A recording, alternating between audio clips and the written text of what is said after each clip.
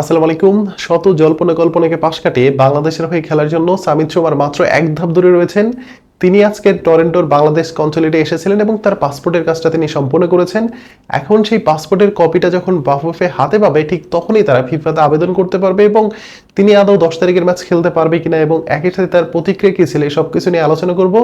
প্রথমত সামিত সোমকে বাংলাদেশের মানুষ অনেকদিন আগে থেকে চায় যে তিনি বাংলাদেশের হয়ে খেলুক, তাকে বাংলাদেশের জার্সিতে আমরা দেখতে চাই। এই ধরনের একটা আশা আকাঙ্ক্ষা কিন্তু অনেকদিন আগে থেকে ছিল এবং যারা বাংলাদেশ ফুটবলে অনেক বেশি ভাবে, প্রবাসী সাংবাদিক রয়েছে বা ফেসবুকের কিছু গ্রুপ রয়েছে যারা আসলে প্রবাসী ফুটবলারদের নিয়ে অনেক বেশি আলোচনা করে এবং অনেক বেশি হাইলাইট করে, তারা মূলত সামিত সোমকে অনেক আগে থেকে অ্যাপ্রোচ করেছে যে তিনি যেন বাংলাদেশের হয়ে খেলতে আসেন বা তিনি যেন বাংলাদেশে আসেন, তাকে অনেক মানুষ ভালোবাসে। কিন্তু তিনি তখন কানাডার জাতীয় দলের হয়ে খেলার জন্য তার চেষ্টা চালিয়ে যাচ্ছেন, কারণ তিনি অলরেডি 2টা ম্যাচ কানাডার হয়ে খেলে ফেলেছিলেন এবং বয়সভিত্তিক দলেও তিনি খেলেছেন। সো তিনি চাচ্ছিলেন না যে বাংলাদেশের মতো একটা দলের হয়ে তিনি খেলুক।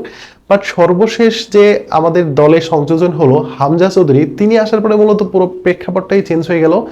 যেটা সামিত সোম নিজের মুখে তিনি বলেছেন যে হামজা চৌধুরী তিনি যদি বাংলাদেশের হয়ে খেলতে পারে তাহলে আমি কেন খেলতে পারবো না, কারণ হামজা চৌধুরী তো আমার থেকে অনেক ভালো প্লেয়ার এবং তিনি অলরেডি টপ লিগে খেলেছেন। সো তার মতো প্লেয়ার যদি বাংলাদেশের হয়ে খেলতে পারে তাহলে আমি বাংলাদেশের হয়ে খেলার জন্য সিদ্ধান্ত কেন নিব না। যদিও সামিত সোমকে পাওয়ার জন্য একটু জটিলতা ছিল, কারণ তার পাসপোর্ট ছিল না, একই সাথে তার কানাডার ফুটবল ফেডারেশন থেকে একটা এনওসিও নেওয়ার একটা ব্যাপার ছিল এবং একই সাথে তিনি খেলতে পারবে কিনা বা ওয়েদারের সাথে স্যুট করতে পারবে কিনা, এবং আরো হচ্ছে সবচেয়ে কঠিন যে একটা ধাপ সেটা হচ্ছে ফিফার প্লেয়ার স্ট্যাটাস কমিটি থেকে যে পারমিশন, সেই পারমিশনটা কিন্তু এখন পর্যন্ত নেওয়া হয়নি।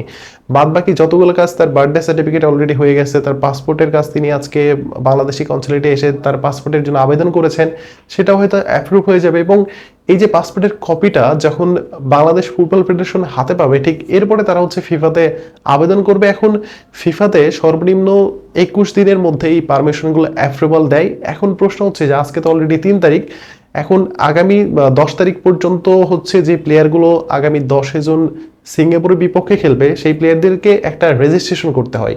এই রেজিস্ট্রেশন কমপ্লিট করার জন্য তার প্রথমত বাংলাদেশি হতে হয় এবং সামিত সোম তিনি যেহেতু বাংলাদেশি পাসপোর্ট করেছে হয়তো আজকে কালকের মধ্যে তিনি সেটা কনফার্মেশন পেয়েও যাবেন, কিন্তু ফিফার প্লেয়ার স্ট্যাটাস কমিটি তারা আসলে তাকে পারমিশন এত তাড়াতাড়ি দিবে না। সো সামিত সোমের জন্য লাস্ট একটা আপডেট আছে, সেটা হচ্ছে আগামী 3 জুনের মধ্যে তার প্লেয়ার স্ট্যাটাস কমিটি থেকে তার পারমিশনটা নিতে হবে এবং তিনি তখন যদি পারমিশনটা নিতে পারে বা তিনি যদি অ্যাপ্রুভাল হয় তাহলে কিন্তু আগামী 10 জন সিঙ্গাপুরের বিপক্ষে হামজা চৌধুরীর পাশে হয়তো তাকে আমরা দেখতে পাবো এবং একই সাথে বাংলাদেশের জার্সিতে তার অভিষেকটাও হয়ে যাবে। এখন বাংলাদেশের ফুটবল ফেডারেশনের তাবিতাওয়াল তিনি বলেছেন যে ফিফার একটা মিটিং রয়েছে, সেই মিটিংয়ে গিয়ে যারা আসলে স্পেশালি কাজ করে, প্লেয়ার স্ট্যাটাস কমিটিতে কাজ করে, তাদেরকে একটু স্পেশালি রিকোয়েস্ট করবে যে এই কাজটা কত তাড়াতাড়ি করা যায়। সো এই রিকোয়েস্টটা হয়তো কাজে লাগবে, কারণ যেহেতু কানাডার ফুটবল ফেডারেশন থেকে অলরেডি তিনি ছাড়পত্র পেয়েছেন, তার উপর কোনো ধরনের এই মুহূর্তে কোনো প্রেশার নাই। সো এইটা হচ্ছে আপনার বলতে পারেন যে ফিফার প্লেয়ার স্ট্যাটাস কমিটি তারা কিন্তু এটা খুব ভালোভাবে আমলে নিবে, কারণ তারা প্রথমে দেখবে যে তিনি যে দলের হয়ে ফ্রেন্ডলি ম্যাচ খেলেছে জাতীয় দলে, সেই দলের পারমিশনটা আছে কিনা। সো সেই দল কিন্তু অলরেডি পারমিশন দিয়ে দিয়েছে। সো এটা কিন্তু সামিত সোমের জন্য একটা পজিটিভ দিক। এখন সবচেয়ে বড় ধাপ যেটা সেটা হচ্ছে তার ফিফার প্লেয়ার স্ট্যাটাস কমিটি থেকে যে অ্যাপ্রুভালটা পেতে একটু সময় লাগবে, বাট তিনি পেয়ে যাবেন। বাট আমাদের উচিত একটু রিকোয়েস্ট করে বা যেমনে হোক যত তাড়াতাড়ি পারা যায় সামিত সোমকে বাংলাদেশের করে নেওয়ার জন্য যাবতীয় যা কিছু করা দরকার বাংলাদেশ ফুটবল ফেডারেশন আশা করি সেই কাজটা করবে এবং আগামী 10 জন সিঙ্গাপুরের বিপক্ষে গুরুত্বপূর্ণ একটা ম্যাচে সামিত সোম হামজা চৌধুরীকে আমরা একসাথে মাঠে দেখবে এবং অলরেডি প্রবাসী হিসেবে কাজিম শাহ তিনি দলের সাথে আছেন, তিনিও মিডফিল্ডে দারুণ ফুটবল খেলে থাকেন। ফাহমিদুল ইসলাম তিনিও আসবেন, কিবো মিসেলেরও আসার একটা সম্ভাবনা আছে, যদিও এখন পর্যন্ত সেটা কনফার্ম হয়নি। বাট কিবো মিসেলের বেলায় কিন্তু এই ধরনের কোনো ঝামেলার মধ্যে পড়তে হবে না, শুধু তার বার্থডে সার্টিফিকেট একটা বানাতে হবে, তারপরে তার পাসপোর্টটা বানাতে হবে এবং যে আনুষঙ্গিক কাজগুলো সেই কাজগুলো করতে খুব একটা সময় লাগবে না, হয়তো 7 থেকে 8 দিনের মধ্যে তার কাজগুলো হয়ে যাবে। কিন্তু তাকে নিয়ে একটা ধোঁয়াশা তৈরি হয়েছে তাকে আদৌ বাংলাদেশের জাতীয় দলে বিবেচনা করছে কিনা, কারণ বাংলাদেশের প্রধান কোচ হাবিয়ার কাবরেরা তিনি আবার অন্য মাইন্ডের একজন কোচ, কারণ তিনি সবসময় বসুন্ধরা কিংসের প্লেয়ারদেরকে বেশি একটু প্রায়োরিটি দিয়ে থাকেন এবং সেখানে তার প্রতিদ্বন্দ্বী হিসেবে শেখ মোরসালিন রয়েছে, সোহেল রানা জুনিয়র রয়েছে, কাজিম শাহ রয়েছে এবং আরো যারা মিডফিল্ডে খেলে মোটামুটি সবগুলোই বসুন্ধরা কিংসের প্লেয়ার। সো তাদেরকে ডিনাই করে কিবা মিসেলকে আদৌ জাতীয় দলে নিবে কিনা সেটা কিন্তু একটা সবচেয়ে বড় প্রশ্ন। যাই হোক, ওইটা আমি পরের ভিডিওতে বা অন্য কোনো ভিডিওতে আলোচনা করবো। এখন যেহেতু সামিট সোমের ব্যাপারে আলোচনা করছি, সো টরন্টোতে সামিত সোমের আজকে খেলা ছিল, সেখানে অনেক বাংলাদেশি দর্শক এসেছিল এবং সবাই হচ্ছে সামিত সোমের খেলা দেখার জন্য মাঠে উপস্থিত হয়েছিলেন। এবং এই সামিত সোম তিনি কানাডার ওই মাঠে আরো অনেকবারই খেলেছেন, অনেকবারই এসেছেন, কিন্তু এতটা ক্রেজ কিন্তু সামিত সোম নিজেও দেখেনি, কারণ তিনি এই মুহূর্তে বাংলাদেশি পাসপোর্ট গ্রহণ করেছেন বা আবেদন করেছেন, সেটাও হয়তো পেয়ে যাবেন। সো তিনি একজন বাংলাদেশি প্লেয়ার এবং তিনি বাংলাদেশ জাতীয় দলে খেলবে। এবং আপনাকে একটা কথা বলে রাখি যে পৃথিবীতে আপনি যদি ক্রিকেট খেলা দেখেন বা ফুটবল দেখেন, সেই মাঠে বাংলাদেশের কোনো না কোনো দর্শক থাকবে এবং বাংলাদেশি মানুষ ফেসবুকে কতটা অ্যাক্টিভ সেটা আপনি দেখতে পাবেন হচ্ছে শেফিল্ড ইউনাইটেডে আপনি দেখতে পারবেন। সেটা হচ্ছে বাংলাদেশি কোনো প্রবাসী ফুটবলার যে দলে খেলে সেই দলের ফেসবুক পোস্টগুলোতে আপনি দেখতে পারবেন যে বাংলাদেশিদের উপস্থিতি কীরকম।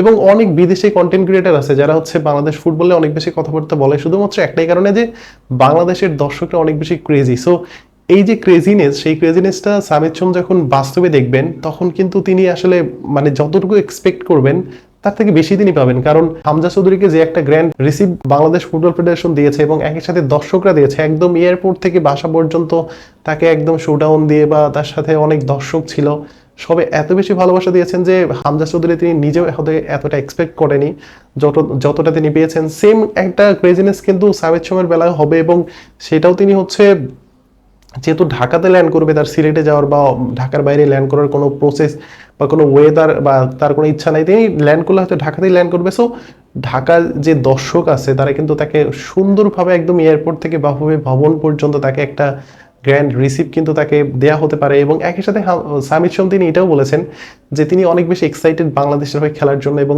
অনেক অনেক দর্শকরা তাকে অনেক বেশি ভালোবাসা দেওয়া শুরু করেছে, অনেকেই কনগ্রাচুলেশন করেছে এবং অনেকের অনেক মেসেজ পেয়েছেন এতদিন পর্যন্ত। এবং সর্বশেষ বাংলাদেশেই আমাদের বড় ভাই আবু সাদাত ভাই তিনি সামিত সোমকে জিজ্ঞাসা করেন যে বাংলাদেশের হয়ে খেলার জন্য তিনি কখন সিদ্ধান্তটা গ্রহণ করলেন।